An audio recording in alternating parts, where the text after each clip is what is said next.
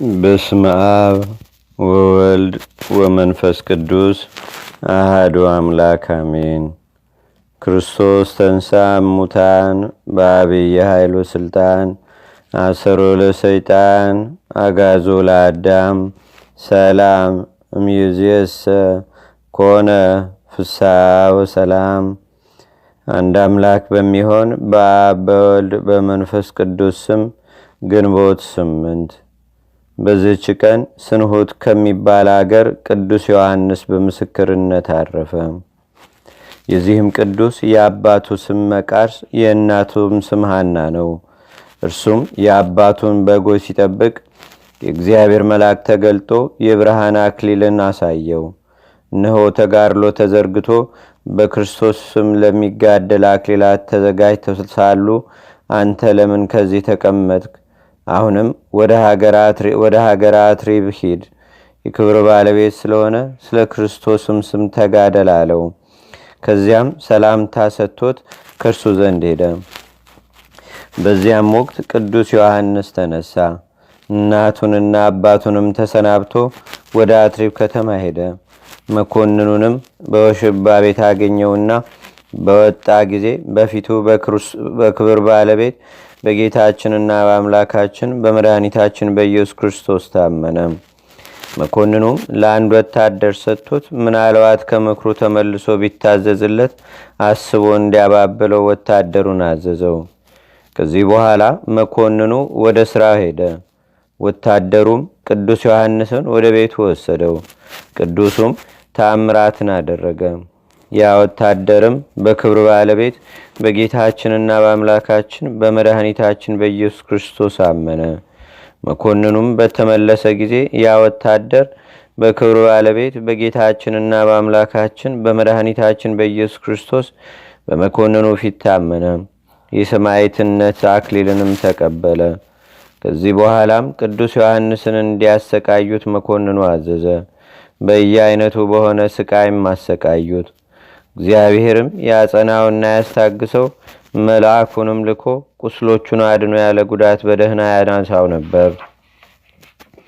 ከዚህም በኋላ ወደ እንዴናው ከተማ ላከው። በዚያም ታላቅ ስቃይን አሰቃየው።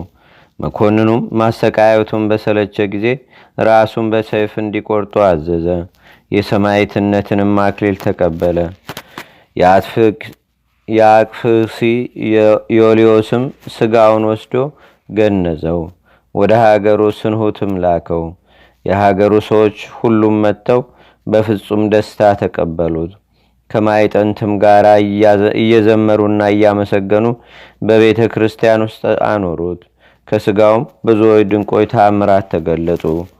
ለእግዚአብሔርም ምስጋና ይሁን፣ እኛንም በአማላጅነቱ ያድነን፣ በረከቱንም ከእኛ ጋር ለዘላለሙ አድሮ ይኑር አሜን። ሰላም ለዮሐንስ ጸጋይተ ምጽዋት እዱ ባዝግና ብርሃን ጽሩየ እስከ አጥረ ባብዱ አማነዳሁ ዛሃቁ ወሌለው ምነድዱ አፋመሳላ ሌሁ አንደዱ ወበእም ቀይ ስጋሁ በርደዱ። በዚችም ቀን የዮሐንስ ማኅበር 224 ሰዎች ደግሞም ሉሲስና ንቡረ እድ ማትያስ በምስክርነት ራሳቸውን ተቆረጡ። በረከታቸውም ከእኛ ጋር ለዘላለሙ ትኑር አሜን። ሰላም እብል ለማኅበረ ዮሐንስ ዝንቱ ክሌቱ ምዕት እስራው አርባይቱ ለዲዮናስዮ ሰላም ምስለ ደቂቁ ብእሲቱ እንዘይሴፈው ሕይወተ ምሕበቱ እላረዩ መዊተ በሞቱ።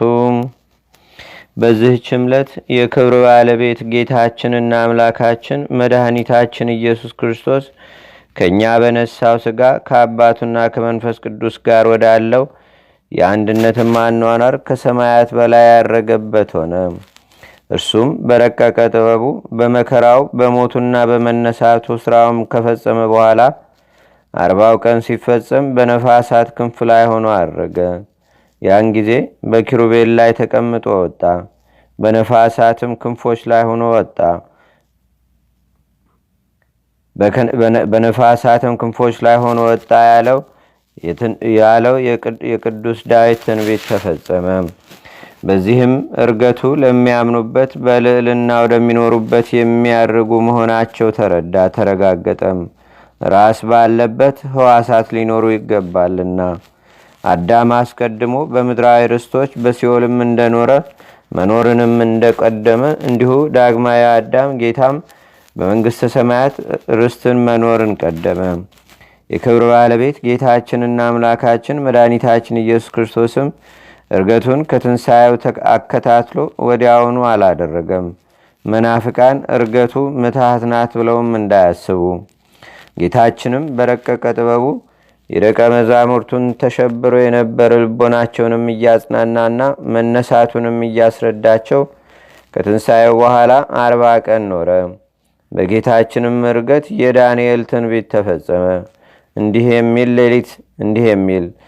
ሌሊት በራእይ አየሁ፣ እነሆ ታላቅ እንደ ሰው ልጅ የሆነ መጣ፣ ዘመናትንም ወደሚያስረጃቸው ደረሰ። ከፊቱም አቀረቡት። የዘላለም አገዛዝ፣ ጌትነት፣ መንግስት፣ የዘላለም ስልጣን ተሰጠው። ህዝቡና አሕዛቡ ሁሉ መንደረው የሚኖሩትና ነገዱም ነገስታቱም ሁሉ ይገዙለታል። አገዛዙም የዘላለም አገዛዝ ነው። መንግስቱም የማያልፍ የማይጠፋ ነዋሪ ነው። ለእርሱም ምስጋና ይሁን ከቸራ አባቱ ሕይወት ከሆነ ከመንፈስ ቅዱስም ጋር ለዘላለሙ አሜን።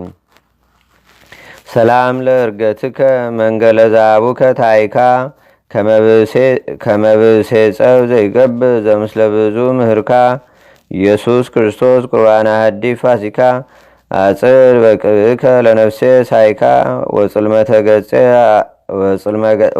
ገጼ አብር በገጽከ ዋካም።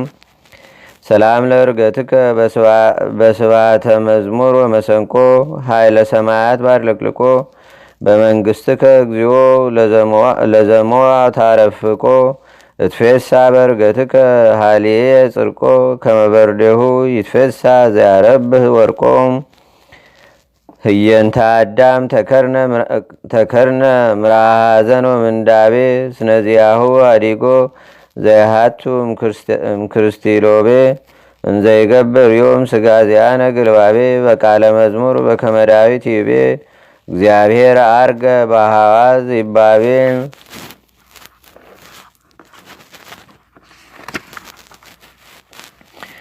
በዚህች ዕለት የአስቄጥስ ገዳም አበምኔት አባ ዳንኤል አረፈ።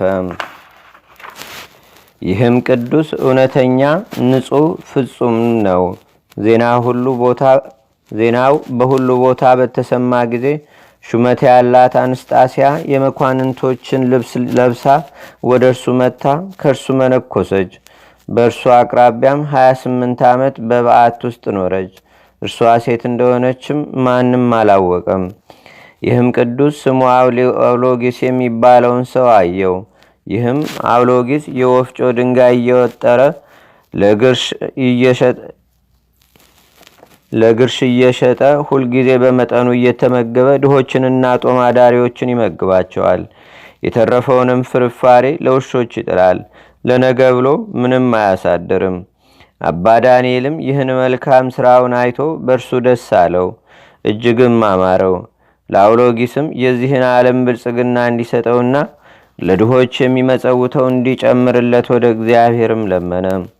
ለአውሎጊስም ዋስ ሆነው። የሚወቅረውንም ድንጋይ ሲፈነቅል በሸክላ ዕቃ የተደፈነ ወርቅንም አገኘ። ወደ ቁስጥንጥንያ ከተማም ሄደ። የንጉሥ የሰራዊት አለቃ ሆኖ ተሾመበት። የሚሠራውንም የቀደመ በጎ ሥራውንም ተወ።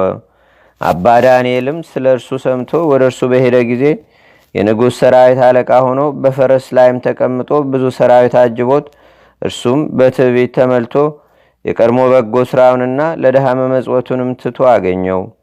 አባ ዳንኤልም አይቶ አዘነ፣ ስለ እርሱ በመለመኑም ተጸጸተ። ከዚህም በኋላ የክብር ባለቤት ጌታችንና አምላካችን መድኃኒታችን ኢየሱስ ክርስቶስ ለፍርድ እንደመጣ አባ ዳንኤልንም እንዲሰቅሉት ሲያዝ የአውሎጊስንም ነፍስ ከእርሱ እንዲሹ በእርሱ ምክንያትም ጠፍቷልና የከበረች ድንግል እመቤታችን ማርያምም የክብር ባለቤት ጌታችንን ልጇ ኢየሱስ ክርስቶስን ስለ አባ ዳንኤል እንደለመነችው በሌሊት ራእይ አይቶ አባ ዳንኤል ራሱ አየ። በነቃም ጊዜ ደነገጠ፣ አውሎጊስንም ወደ ቀድሞ ስራው ይመልሰው ዘንድ በጸሎትና በምህላ በመትጋትም ወደ እግዚአብሔር እየለመነ ግብር ገባ፣ ሱባኤም ያዘ። ከዚህ በኋላም ከእግዚአብሔር የታዘዘ መልአክ ተገለጸለት። በፍጥረቱ ላይ በሚያደርገው በእግዚአብሔር ፍርድ ውስጥ ለመግባት በመድፈሩ ገሰጸውም። በዚያንም ወቅት አውሎጊስን የሾመው ንጉሥ ሞተ፣ ሌላ ንጉሥም ነገሰ። በአውሎጊስም ላይ ተነስቶ ገንዘቡን ሁሉ ወረሰ። ደግሞም ሊገድለው ፈለገው።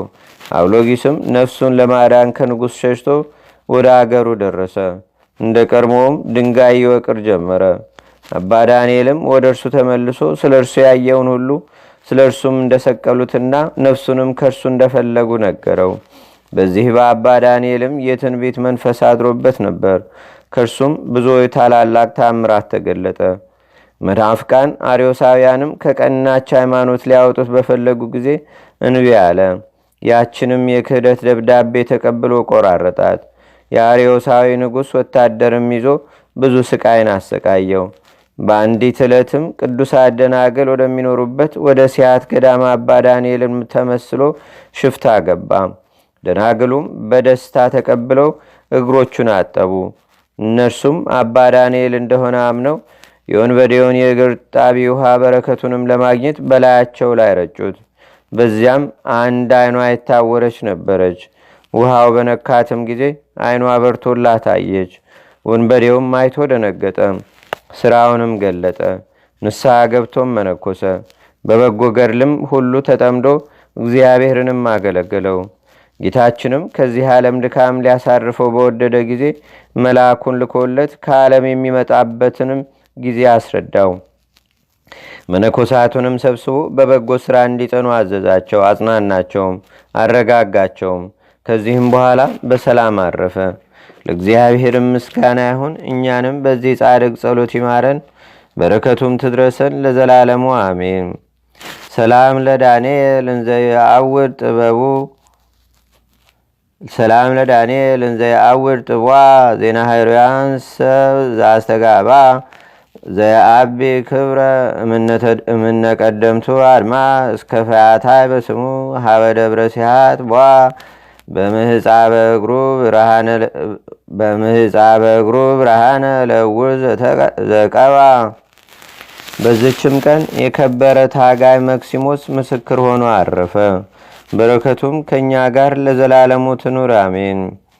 አንድ አምላክ በሚሆን በአብ በወልድ በመንፈስ ቅዱስ ስም ግንቦት 9 በዝች ቀን የጻድቅ ንጉሥ ቆስጠንጢኖስ እናት ቅድስት እሌኒ አረፈች።